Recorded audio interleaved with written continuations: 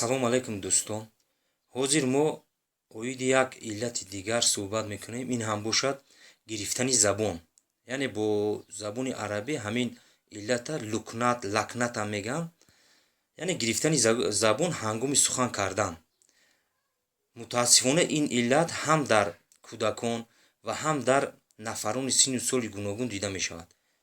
барои рафъ, яъне нест кардани чунин иллат чӣ бояд кард? ман ҳамин хел оқирқирҳо гуфтани ҳамин хел растани аст, ҳамин хел решаш, ман ҳамин хел сиёҳ мешавад оқирқирҳо.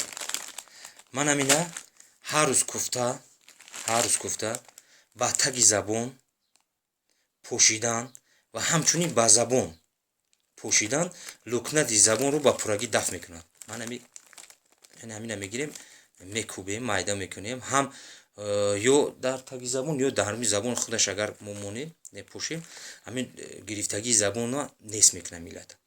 ҳамчунин ман ҳамин оқирқирҳоро хоидани ҳамин агар ҳаминам ки накӯбем, ҳамин хоидани ҳамин рутубатро аз он мавзеъ, яъне мавзеъ ки ҳамин забон аз ҳамун мавзеъ, яъне кӯки даҳон ҳам забон, ҳамун рутубатро кашида берун мекунад ва лукнати забонро шифо медиҳад. баъд дуюм тавсие ки мо мехоҳем кунем, ман ҳамин асал, баъд дуюм чиз мумиё. ман ҳамин мумиё, инам ҳама ҷо пайдо кардан мумкин аст. ман ҳамин мумиёра бо асал даромехта ба забон молидан лозим аст.